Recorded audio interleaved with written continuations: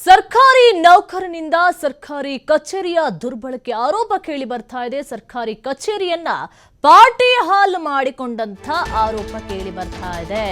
ಕಚೇರಿಯ ಸಮಯದಲ್ಲಿ ನೌಕರರಿಂದ birthday celebration ಅಂತೆ. ಹೈಕೋರ್ಟ್ ಆದೇಶ ಇದ್ರೂ ಕೂಡ ಸರ್ಕಾರಿ ಅಧಿಕಾರಿಗಳ ದರ್ಬಾರ್ ಮಾತ್ರ ಕಡಿಮೆನೇ ಆಗ್ತಾ ಇಲ್ಲ.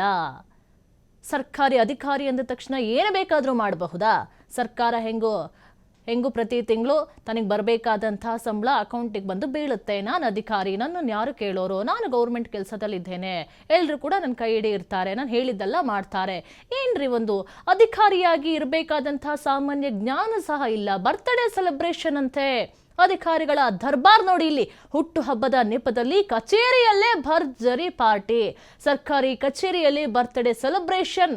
ಎಲ್ಲರೂ ಚೆನ್ನಾಗಿ ಫೋಟೋಗೆ ಪೋಸ್ ಕೊಡ್ತಾ ಇದ್ದಾರೆ. ಸಾಲ್ಗಟ್ಲೆ ಕೇಕ್ ಅನ್ನ ತಂದಿಟ್ಕೊಂಡು ಕಟ್ ಮಾಡ್ಕೊಳ್ತಾ ಇದ್ದಾರೆ.